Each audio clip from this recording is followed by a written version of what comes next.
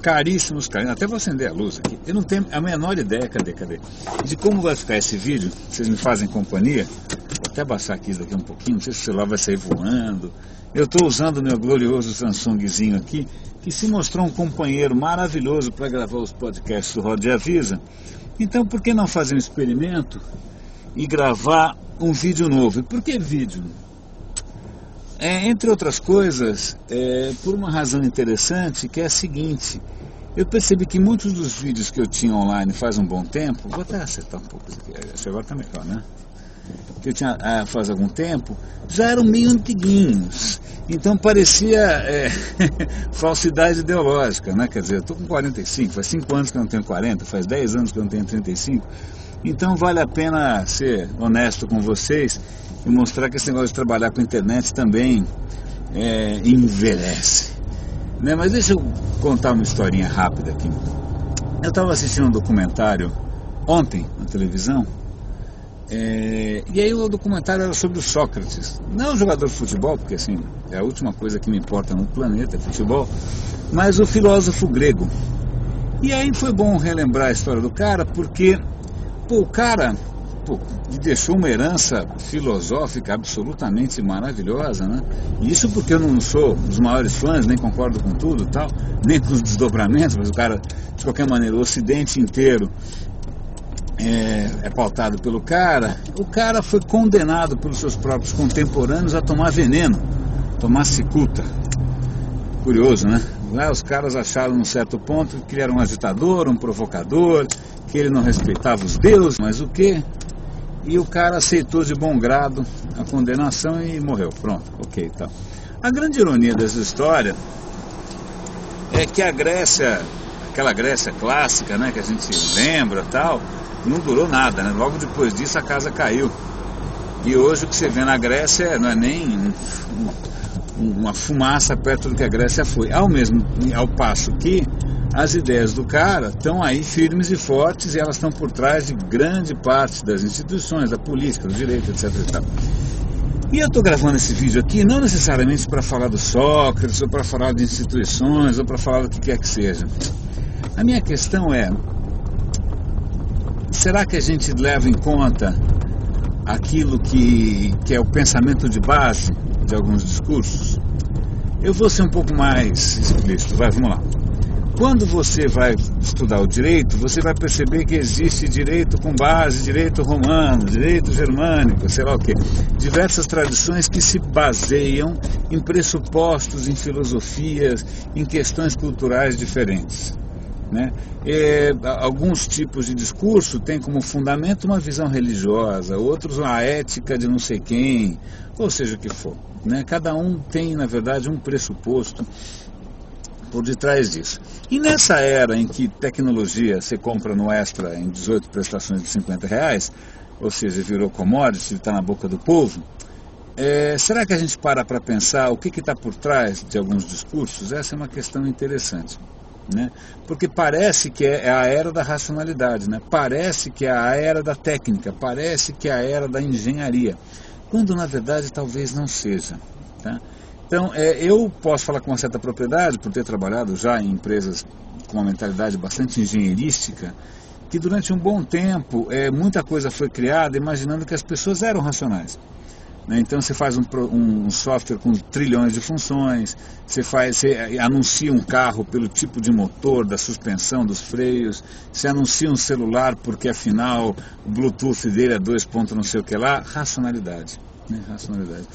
Quando o que acabou acontecendo de uns anos para cá é o triunfo de uma outra mentalidade, que é uma mentalidade que não pressupõe que a gente é tão racional assim, mas pressupõe, e com bastante propriedade, bastante justiça inclusive, e sobretudo bastante eficiência, que a gente é muito, muito, muito irracional, que grande parte das nossas decisões são tomadas irracionalmente, tá? Então vamos falar um pouco aqui de design. Eu estou aqui tentando dirigir direitinho, sem... Vamos falar de design. Design é interessante porque design é uma palavra um pouco ampla, né? Um guarda-chuva um pouco aberto, que você tem desde o design mais funcionalista, né? Mais baseado na funcionalidade, é uma tradição, tá lá, germânica, dinamarquesa, etc. e tal, do design industrial, né, voltado muito para a utilidade, para a função. Mas o que a gente vê hoje, sobretudo em produtos de consumo, é um design muito sofisticado para você se comportar de uma maneira completamente irracional, para você parar de pensar. Você olha e fala: meu Deus, isso é lindo, e eu quero, eu desejo isso só porque é lindo. Eu não sei onde eu enfio, eu não sei o que eu faço com isso, mas é lindo e eu preciso disso, né? Não só, tudo bem, o estético, né, é um aspecto muito importante, claro, mas se você prestar atenção, o que esses caras dominam são outras irracionalidades. A vaidade, você quer fazer parte de alguma coisa exclusiva, você quer chamar mais a atenção do sexo oposto, você quer posar de um cara vanguardista. Então essas irracionalidades todas estão absolutamente bem traduzidas e levadas em conta no design de algumas coisas muito bem sucedidas. Não vou entrar em detalhes e nomes, mas não preciso falar, né? É muito curioso isso, porque, de novo, vamos voltar para aquela questão: o que você acha que é o pressuposto fundamental de um certo discurso, né? Como eu falei, essa visão mais engenheirística pressupõe que a gente sejamos todos engenheiros, ou mais ou menos como Spock, né? Esse tipo de design pressupõe que você seja um babão, que você seja um bobão, que você seja um inseguro, que você seja uma criança em loja de doces, né? Na verdade, é uma coisa relativamente infantilizante, né, que você vai querer desejar e vai querer a qualquer preço, mesmo que não tenha a menor necessidade, né? Está indo super bem essa mentalidade. O que não quer dizer que a gente seja um completo babão, tá? Simplesmente é um fator importante da natureza humana. Vai fazer o quê, né? Eu lembro quando eu era garoto, e quando você é garoto é um inferno, mas está crescendo, você está com as emoções começando, você não sabe o que fazer com aquilo, com perna, braço e outras coisas também, você não sabe o que fazer com aquilo e tal. E eu lembro que o Spock, lembra do Spock, Vida Longa e Prosperidade? O Spock era um personagem fascinante, por quê? Porque ele era um cara absolutamente racional, pautado, a vida do cara era pautada pela razão, né? No máximo ele achava alguma coisa fascinante, né? Mas ele falou: pô, esse cara é o máximo, né? Esse cara está super bem resolvido e tal. Felizmente os meus hormônios vão bem, obrigado, e chegou uma certa hora em que minha testosterona me fez notar que existe, além da prosperidade da vida longa, existem as mocinhas, e que nesse território o Spock era um panaca completo, e como o Kirk era um pouco mais, uma referência mais interessante. E realmente a proposta de valor de vida longa e prosperidade sem mocinhas não era uma coisa lá muito interessante para mim. E, bom, com o tempo também eu acabei achando que aqueles uniformes de lã eram meio suspeitos e parei de gostar de Star Trek de uma maneira ou de outra.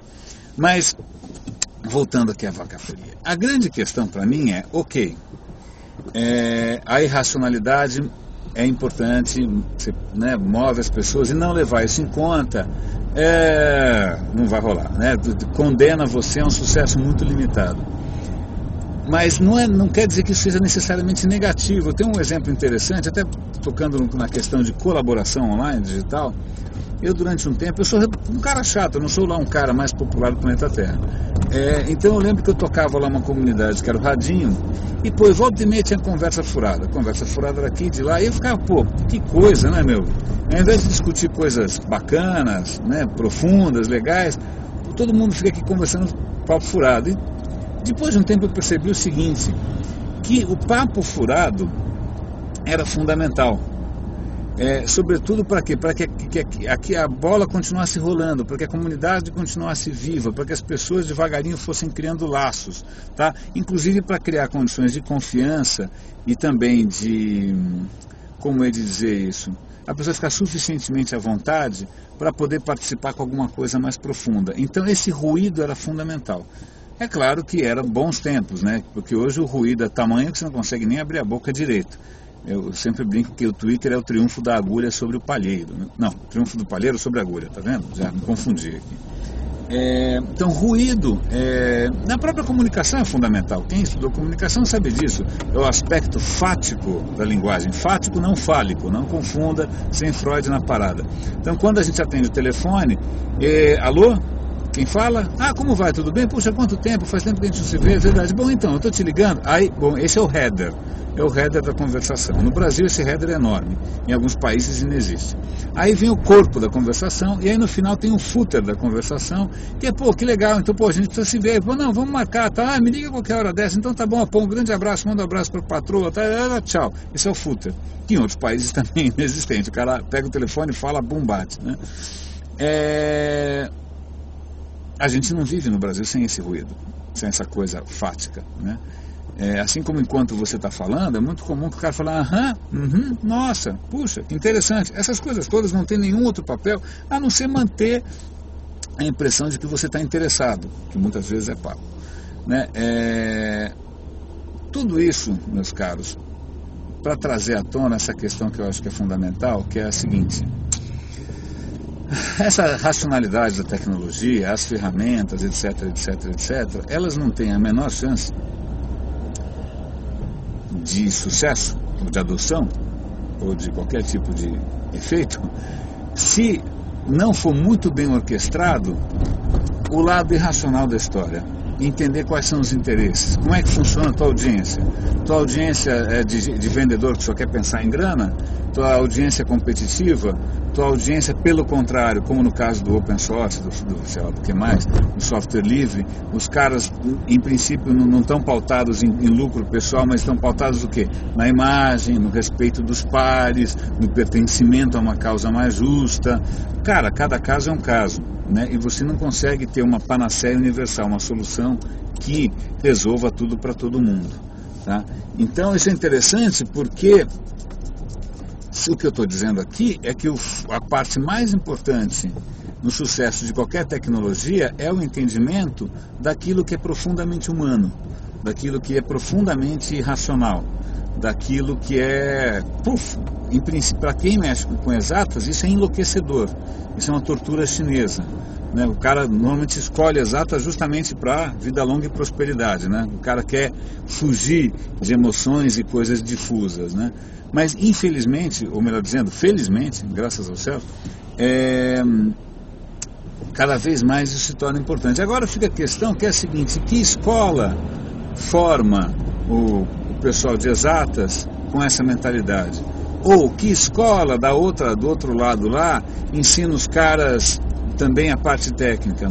Eu não sei, eu ainda acho que o sucesso mesmo de qualquer coisa inovadora depende de uma combinação muito rara, tão rara que são raríssimos os casos de sucesso. Porque se fosse só questão de tecnologia é commodity, é que nem GPS, celular, vai lá no Extra, tem um monte de xing-ling, tem um monte, eu comprei outro dia em várias prestações. A grande questão é quem entende do resto, e o resto continua valendo desde o tempo do Sócrates. Meus caros, espero que a gravação tenha ficado razoável, isso foi uma experiência maluca. Grande abraço, René de Paula Júnior falando, roda e avisa.